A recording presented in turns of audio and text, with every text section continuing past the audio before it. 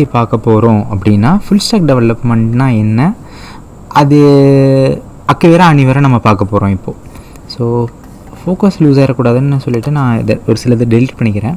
இப்போ வந்து பார்த்தீங்கன்னா ஃப்ரண்ட் எண்டுனா என்ன அப்படின்னு பார்க்க போகிறோம். அதுக்கப்புறம் பேக் எண்டுனா என்ன அப்படின்றத பற்றி பார்க்க போகிறோம். அதுக்கப்புறம் டேட்டாபேஸ் என்னென்னலாம் இருக்குது அப்படின்றத பற்றி பார்க்க போகிறோம். அதுக்கப்புறம் டெவாப்ஸ்னால் என்ன, அதுக்கப்புறம் டெஸ்டிங். ஸோ ஒரு வெப் டெவலப்மெண்ட்னா இந்த 5 பக்கெட்டுக்கு கீழே தான் வரும். It will be in one of the bucket. இப்போ வந்து பார்த்திங்கன்னா ஃப்ரண்ட் எண்ட் டெக்னா என்ன அப்படின்னா HTML, CSS, JavaScript, JQuery. So இங்கே வந்து பார்த்திங்கன்னா HTMLனால் என்னென்னா அந்த பேஜோட ஸ்ட்ரக்சர், அவ்வளோதான். CSS வந்து பார்த்திங்கன்னா அதை வந்து இந்த பொசிஷனில் இருக்கணும், இந்த கலர் வேணும் அப்படின்ற மாதிரி கொடுக்கறதுக்கெல்லாம் CSSல வரும். JavaScript வந்து பார்த்திங்கன்னா ஏதாச்சும் ஒரு பிஹேவியரல் சேஞ்ச் இருந்தாலே அது JavaScript வந்து எப்படி சொல்கிறது, இப்போ வந்து பார்த்திங்கன்னா நிறையா வந்து இப்போ ஹோட்டல்ஸ் வந்து நிறைய இருக்குது கரெக்டாக. இப்போ வந்து நினச்ச நேரத்துக்கு ஹோட்டலில் நம்ம ஆர்டர் பண்ணோம்னா சாப்பிட முடியுது நம்ம, அந்த மாதிரி ஃபெசிலிட்டி இருக்குது நம்மளுக்கு. ஸோ JS வந்து பார்த்திங்கன்னா நம்மளே வீட்டில் சமைக்கிற மாதிரி, JQuery வந்து பார்த்திங்கன்னா ஏற்கனவே ஒரு சில விஷயம் சமைச்சு வச்சுருப்பாங்க, அதை ஜஸ்ட்டு நம்ம ஆர்டர் பண்ணி சாப்பிட்டுக்கிட்டா போதும். ஸோ எப்படி சாப்பிடணும் அப்படின்னு தெரிஞ்சால் மட்டும் போதுமானது.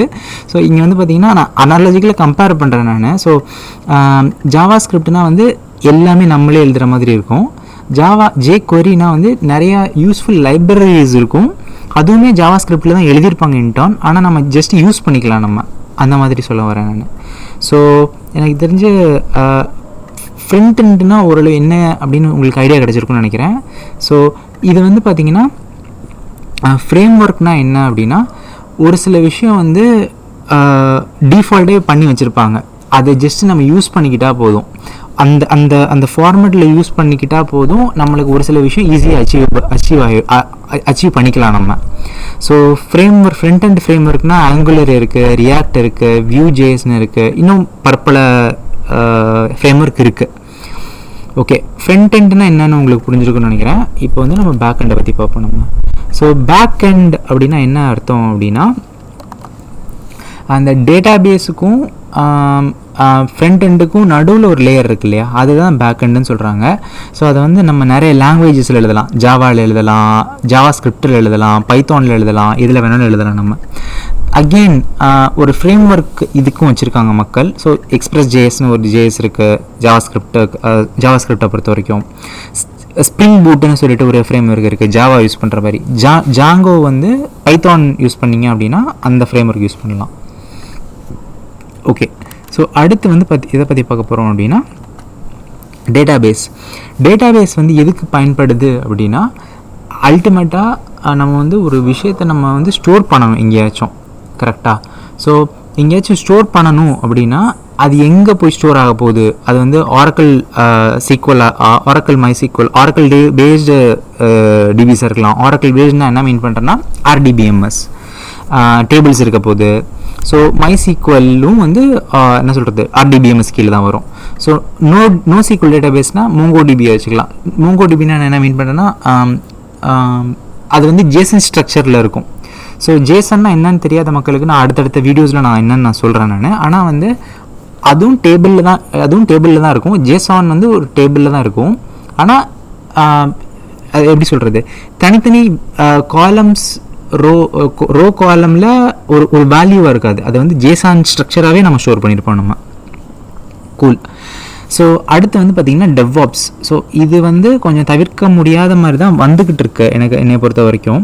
ஸோ டெவாப்ஸ் அப்படின்னா என்ன அர்த்தம்னா கோடு வந்து ப்ரொடக்ஷனுக்கு போகிறதுக்கு முன்னாடி அந்த கிட்ஹப்பில் வெர்ஷன் கண்ட்ரோல் பண்ணுறது. எனக்கு தெரிஞ்சு இது வந்து நம்ம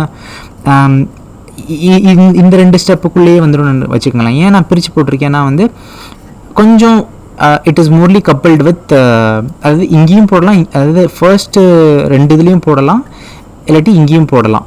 ஆனால் வந்து திஸ் இஸ் த ஆப்ட் பிளேஸ்ன்றதுக்காக நான் இங்கே போட்டிருக்கேன். ஆனால் ஜென்கின்ஸு, டாக்கரு இதெல்லாம் வந்து பொறுத்த வரைக்கும் நம்ம வந்து டெவாப்ஸுக்கு கீழே தான் வரும். அதுக்கப்புறம் டெஸ்டிங். ஸோ என்ன தான் பண்ணாலும் நம்ம டெஸ்ட்டு உருப்படியாக பண்ணலை அப்படின்னா வந்து அந்த ப்ராடக்ட் வந்து கடைசியில் சரி வராது அது. ஸோ அது வந்து அல்டிமேட்டாக யூஸபுளாக இருக்கணும் என்ன தான் நம்ம டெவலப் பண்ணாலும்.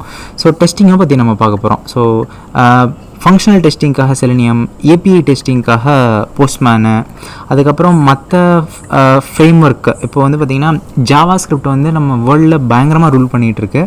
ஸோ எல்லா இடத்துலையுமே ஓரளவு ஜாவா ஸ்கிரிப்டை யூஸ் பண்ணிக்கலாம். ஸோ டெஸ்ட் கஃபேன்றது அது it is again a different framework used for testing with we can write in ஜாவா ஸ்கிரிப்ட்லேயும் எழுதலாம், டைப் ஸ்கிரிப்ட்லேயும் எழுதலாம். ஸோ ஒரு சில ஜார்கன்ஸ்லாம் இப்போ நான் சொல்கிறேன்னா ஃப்ரீயாக விட்டுருங்க. ஸோ அடுத்தடுத்த வீடியோஸில் நம்ம விழாவரியாக நம்ம பார்ப்போம். தேங்க்ஸ் ஃபார் வாட்சிங். Thanks every one. Thanks for your time especially.